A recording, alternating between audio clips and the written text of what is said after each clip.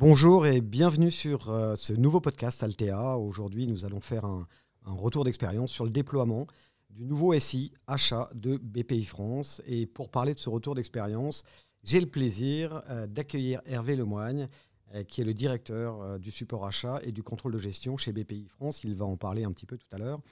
Bonjour Hervé. Bonjour. Et puis, écoute, on va rentrer dans le vif du sujet du projet ACA, mais peut-être un petit mot sur toi et sur BPI, quand même, qui est connu quand même depuis 1 an et demi. Bien sûr, on est très connu. Alors, évidemment, je ne vais pas commencer par moi, je vais surtout commencer par la banque. BPI, c'est une société maintenant de 3500 collaborateurs. C'est une société qui est un peu l'agrégation de plusieurs entités sociales au fur et à mesure de temps qui ont été additionnées par les différents pouvoirs politiques. Donc, il se trouve que maintenant, on a effectivement un établissement qui est à la fois un établissement bancaire, un établissement d'investissement, un établissement d'assurance, ce qui nous permet, avec ces trois métiers, ces trois outils, de servir finalement tout le financement de l'entreprise, aussi bien en partant du chercheur fou dans son garage qui a une bonne idée, on va essayer de le financer, jusqu'à la très très grosse entreprise sur laquelle l'État considère qu'il y a besoin d'un appui particulier. Donc, on va être un actionnaire de référence dans des grosses compagnies, comme par exemple Peugeot. Et bien sûr, entre les deux, vous avez toute la panoplie, tout le tissu économique français, avec les PME, les PME, les TPE, les ETI, sur lesquels on va proposer à la fois des financements, du crédit bail, des aides à l'investissement, des aides à l'innovation. Voilà, donc on a toute une gamme de produits qui est très complète et qui permet d'embarquer toute l'économie française dans tout ce qu'elle a de plus dynamique. Voilà, donc pour faire tout ça, on a beaucoup de moyens. On a quand même l'État qui est à côté de nous, évidemment. On est l'outil de l'État pour aider toutes les entreprises, qui régulièrement, tous les ans, nous avons des ressources. Alors souvent, c'est contraignant puisque les contraintes budgétaires de l'État sont telles que parfois, il faut faire preuve de beaucoup d'agilité pour les optimiser. Mais voilà, on a une confiance du gouvernement, on a une confiance des politiques et on est, depuis maintenant assez longtemps, au service de toutes ces entreprises-là. Et donc, pour y arriver, c'est quand même 3500 collaborateurs. Donc, on est une société qui a le plaisir de croître. On est dirigé par des grands patrons qui ont toujours beaucoup de bonnes idées avec des métiers parfois très nouveaux qui doivent être montés très rapidement.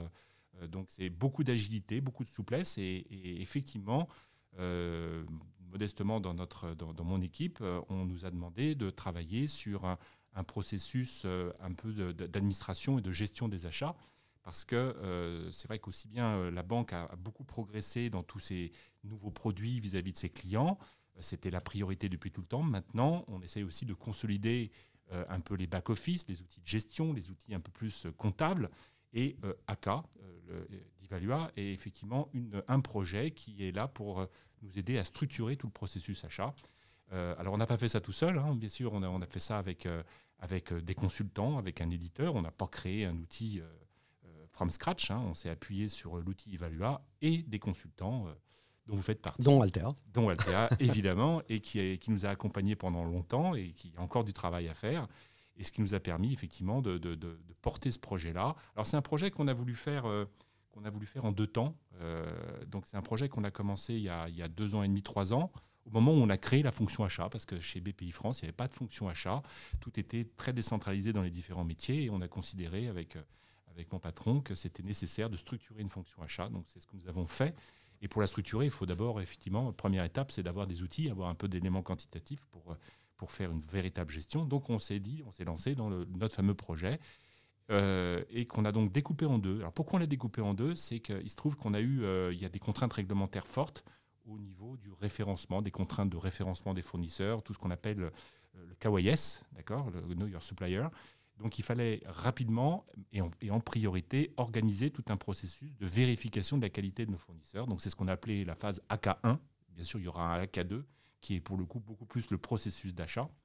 Et donc dès ce processus AK1, on a mis en place tout un certain nombre de règles de référencement pour qualifier nos fournisseurs. BPI veut s'interdire de travailler avec des fournisseurs qui ne sont pas forcément très fréquentables. Donc on a organisé des filtres, des tris, de la récupération de données pour pouvoir qualifier tous nos fournisseurs. Donc ça, c'était une première étape. Ça a été un petit peu long parce que pour les collaborateurs acheteurs de la maison, c'était une contrainte nouvelle. Donc qui dit contrainte un peu en plus administrative. c'est pas forcément, on n'est pas tout de suite accueilli à bras ouverts. Donc, il a fallu batailler un petit peu déjà sur l'aspect organisation pour reconnaître l'importance de cette tâche-là. Je crois qu'on y est arrivé, puisque maintenant, on n'a pas loin de 5000 fournisseurs à peu près. On arrive à les référencer à peu près correctement. L'habitude est prise. Tout le monde joue le jeu. Donc, on est maintenant en train d'attaquer, depuis un peu plus d'un an, la phase 2 de ACA, qui est véritablement le vrai processus achat, à savoir toute la phase de j'ai un besoin, donc je le commande, je réceptionne ma prestation, je réceptionne la facture, je mets mon bon à payer sur la facture et j'envoie tout ça à la compta. Donc tout ce chaînage-là, on a voulu essayer de l'automatiser par la mise en place de AK2. Là aussi, c'est un sujet d'organisation parce que finalement, des achats, des factures à payer, ça existe depuis tout le temps. Mais chacun faisait un peu dans son coin avec un process qui lui était propre, Manuel qui était beaucoup trop manuel. Et c'est vrai qu'à l'ère du digital, on ne pouvait pas rester avec cette situation-là, donc il fallait le structurer. Et donc, je pense qu'on est sur le point d'y arriver. Alors, bien sûr, comme tout projet un peu structurant, il y a des réticences. Dès qu'on bouge des organisations, tout de suite, c'est compliqué, c'est une nouvelle tâche, on ne voit que la tâche. D'où l'accompagnement du changement. D'où l'accompagnement du changement. Et effectivement, c'est peut-être une tâche d'ailleurs qu'on a peut-être un peu négligée sur la première phase, parce que pour nous, c'était aussi un petit peu nouveau. Donc, c'est clair que sur la deuxième phase, qui est beaucoup plus importante en termes de process, l'acte d'achat, on s'est lâché sur l'accompagnement et là encore, Cabinet Altea nous a beaucoup aidé et continue à nous aider pour embarquer et former tous les collaborateurs. Ah, si on parle un peu de date, déjà, AK1, ça a commencé quand le projet et ça s'est terminé quand et les jalons d'AK2? Alors, AK1, ça a duré bien 1 an et demi. On a livré ça fin 2019. Et concomitamment, on commençait à travailler sur la partie AK2. Et AK2, on a eu une phase très importante, c'est qu'en septembre 2020, nous avons ouvert le service en format pilote, avec 4 directions pilotes, pour un peu torturer les processus, voir comment ça fonctionnait, avec 4 directeurs qui ont accepté d'être les pilotes. Et ça se passe plutôt bien, parce que maintenant, on commence à avoir des très gros volumes de factures qui passent par eux. Ça nous a permis de régler aussi nos process, de continuer à améliorer l'outil. C'est certainement pas fini, mais voilà, on y est. Donc la suite maintenant, c'est d'embarquer toutes les directions de la maison. Alors, il y a des directions qui sont plus ou moins complexes. On a divisé le monde en deux un petit peu. Les directions qui ont des processus d'achat assez simples, et puis les directions qui ont eux-mêmes des outils sur lesquels nous allons devoir nous connecter. Et là, évidemment, à partir du moment où on doit faire communiquer des outils, c'est un peu plus compliqué. Et là, encore une fois, le cabinet Altea a eu cette compréhension des métiers pour pouvoir faire connecter l'ensemble des applications. Donc voilà, donc on a maintenant 2 types de directions embarquées, des directions qui ont leurs propres outils et des directions qui sont beaucoup plus modestes, sur lesquelles c'est surtout un problème d'organisation, de formation et de communication. Voilà, donc 2021, nous avons prévu d'embarquer 10 directions simples en plus et 2 directions un peu complexes, 2 directions qui sont équipées avec des outils. Et on finira l'année 2022 avec toutes les autres directions, dont certaines sont encore complexes et d'autres ont des gros volumes. Combien de directions en tout? Alors ce sera à peu près au total 22 ou 23 directions qui vont être embarquées. Donc il y en a eu 4, il y en a 10 qui seront faites cette année. Et puis une bonne douzaine. Alors vous allez me dire que je me peut-être trompé dans mon calcul, mais ça va être à peu près ça. Les ordres de grandeur, c'est ça. J'ai pas fait le calcul. Voilà. Les ordres de grandeur, c'est ça. Donc, in fine, chacun avec des processus homogènes, harmonisés. Exactement, avec des processus homogènes. Je crois que c'est important. Quand on est dans un établissement financier, on doit respecter des process. On doit, dans ces process, y mettre beaucoup de contrôle. Grâce à l'informatisation et à la digitalisation, ça crée des contrôles un peu plus automatiques. Ça permet d'analyser des données aussi de manière beaucoup plus simple. Et puis surtout, aussi, un point, c'est la digitalisation. Ça, c'est quelque chose que... on tournait autour, on y mettait quelques mots, mais on ne voyait pas concrètement ce que ça représentait. Et là, on commence à y arriver. J'ai un exemple tout simple.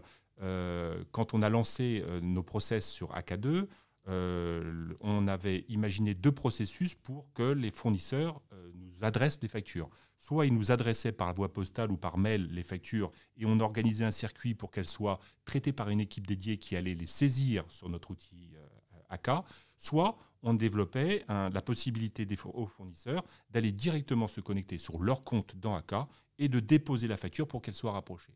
Alors ça, c'est ce qu'on avait écrit. Moi, j'étais assez hésitant et je me suis dit, oui, au début, ça ne marchera pas, les fournisseurs ne vont pas jouer le jeu, on va essentiellement avoir des factures qui vont arriver par voie postale ou bien par mail et puis on va les traiter manuellement. Et puis, c'était vrai un petit peu au début. Et puis là, ça fait maintenant 6 mois qu'on fonctionne avec les pilotes et on a complètement inversé la tendance, beaucoup plus rapidement que prévu. Et finalement, c'est pas loin de 80% de nos fournisseurs qui déposent eux-mêmes les factures sur AK, qui font le rapprochement eux-mêmes avec la réception. Donc, on a un process beaucoup plus fluide et qui fait travailler les fournisseurs au lieu de faire travailler nos équipes. Et c'est là que je veux arriver. Moi. D'accord.